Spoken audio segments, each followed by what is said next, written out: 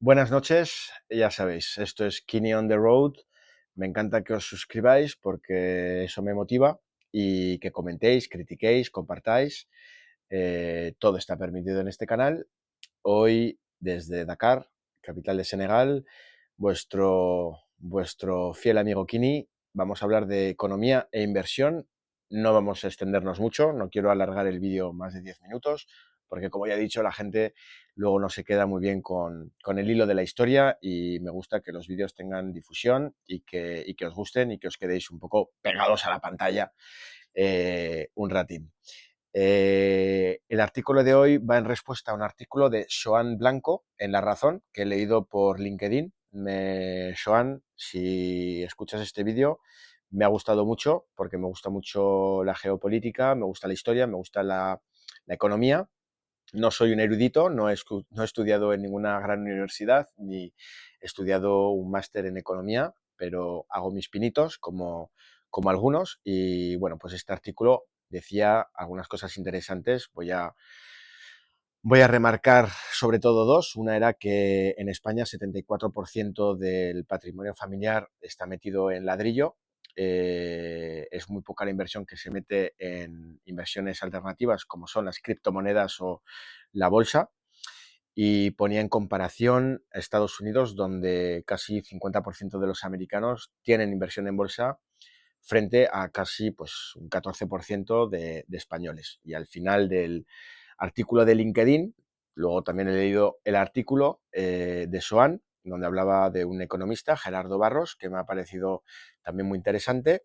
Decía que vivimos en un país de cuñados, me ha parecido gracioso. Y al final del texto de LinkedIn, en el que introduce el tema, preguntaba qué es lo que tiene que cambiar en la cultura financiera para cambiar esta tendencia, la tendencia de que haya más españoles que inviertan en bolsa y que no se meta tanto en el ladrillo.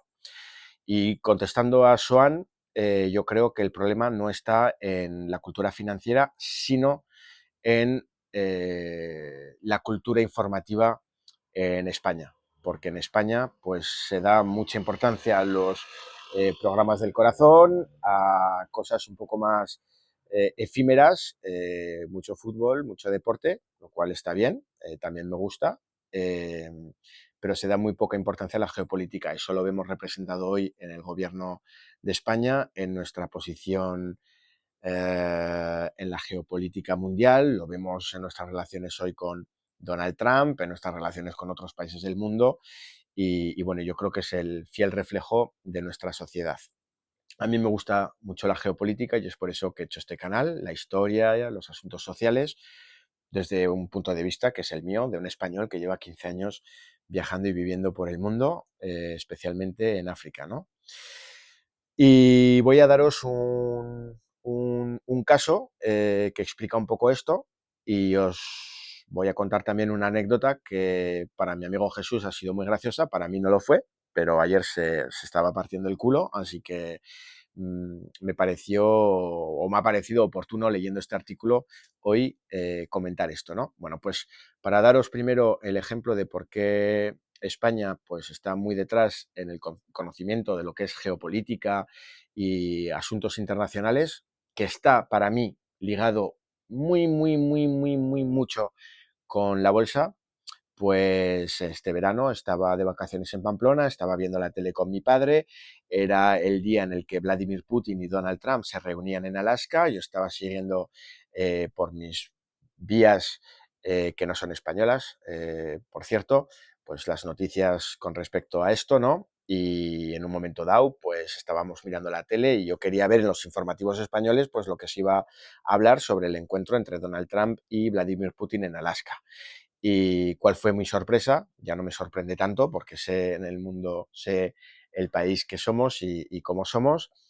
En los informativos de las 10 de la noche, finalmente, estaba esperando ansiosamente que hablaran de este encuentro, pues pasaron los 30 minutos de informativos y ya al final, cuando ya justo antes de pasar al fútbol, pues pasaron más o menos, yo no sé si fueron 2 o 2,5 segundos en los que se comentó, pues eso, que Trump y Putin se habían reunido en Alaska. A mí esto pues me pareció increíble. No entiendo cómo no se puede hablar un poco más de asuntos tan importantes, sobre todo con todo lo que está pasando en Ucrania. De hecho, la reunión era principalmente con respecto al conflicto en Ucrania, ¿no? Pues esto es para daros, y a Soan y a los que vean este vídeo, y a los lectores, pues por qué es un caso práctico de por qué en España no hay ese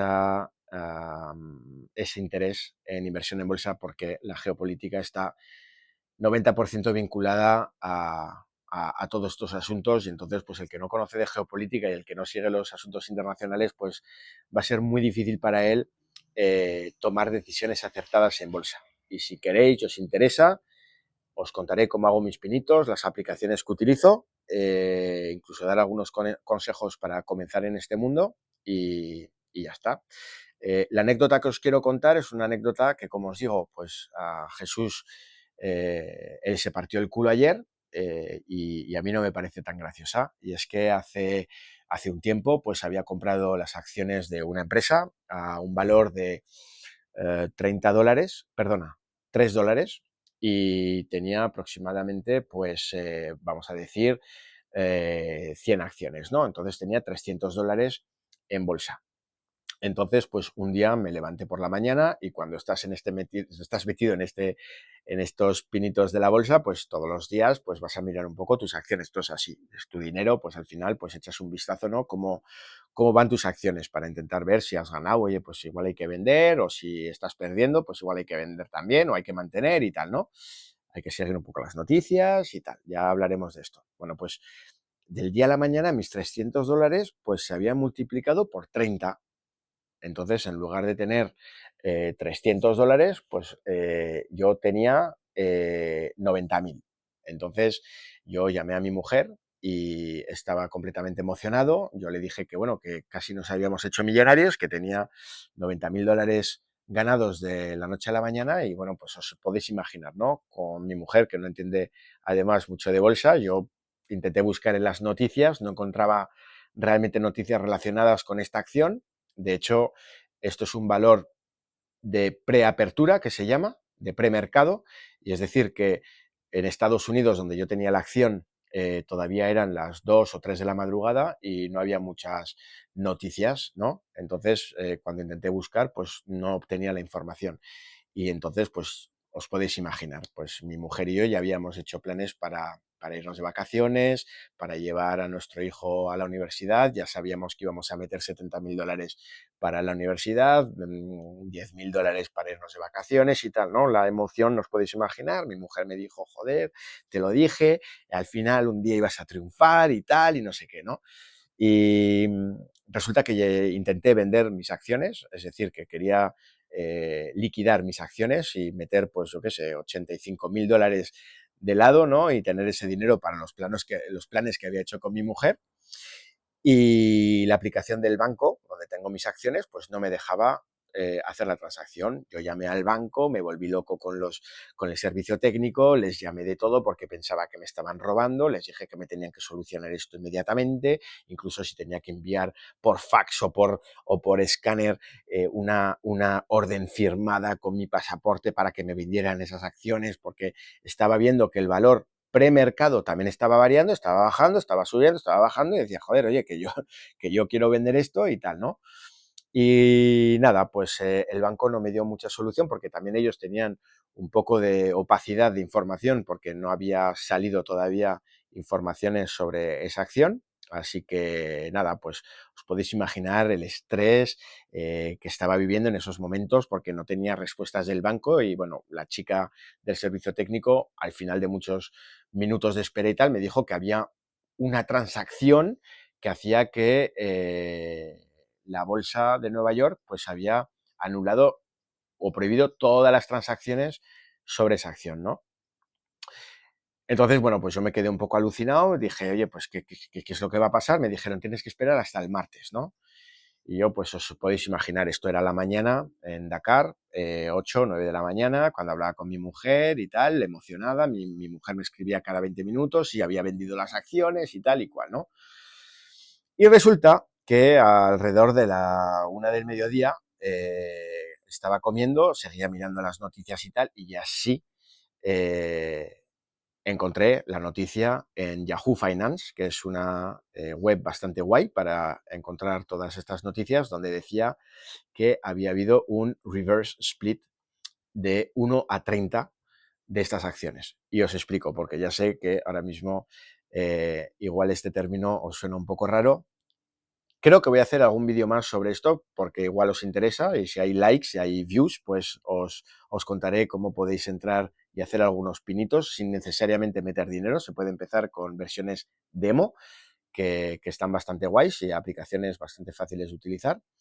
Y este reverse split lo que significa es que si, por ejemplo, una acción valía $1 y toda la capitalización de una empresa, es decir, todas las acciones que están disponibles en la bolsa, imaginaros, son 100 acciones. Y esas 100 acciones valían $1, ¿no?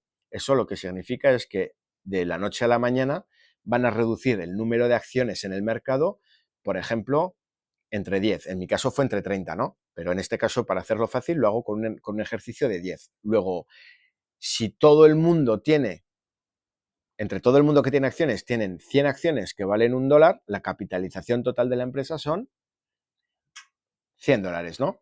Muy bien. Bueno, pues esta transacción lo que hace es decir, bueno, pues en lugar de que hayan 100 acciones para todo el mundo, vamos a hacer que haya solo 10. Lo que pasa es que no puedes mantener el precio de $1, porque entonces la capitalización de esa empresa de $100, 100 por 1 cambia de 10 por 1, es decir, 10. Entonces es una devaluación de la empresa, lo cual no puede pasar de la noche a la mañana, ¿verdad? Entonces lo que pasa es que de 100 se reducen a 10, pero el valor unitario de la acción de $1 pasa a 10. Luego 10 por 10 es 100, como 100 por 1 es 100.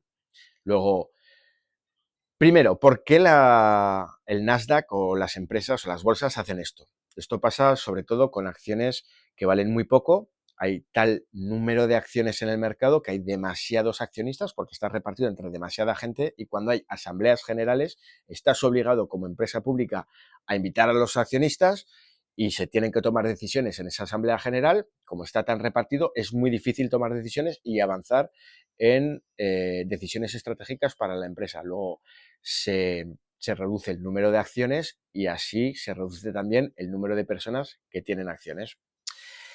Entonces, pues como os digo, descubrí la noticia, aprendí mucho, por eso os digo, empezar con versiones demo o con pequeños importes, intentar diversificar, y hablaremos de algunas estrategias para no perder muchísimo dinero que se pueden hacer. Podéis preguntarme también, no soy un especialista, pero hago mis pinitos y no me ha ido del todo mal. No soy millonario ni nada de eso, ni soy un erudito, como he dicho al principio, pero creo que os puedo dar algunos consejos, como le di consejos ayer a mi amigo Jesús. Jesús también me dio consejos súper valiosos sobre las criptomonedas.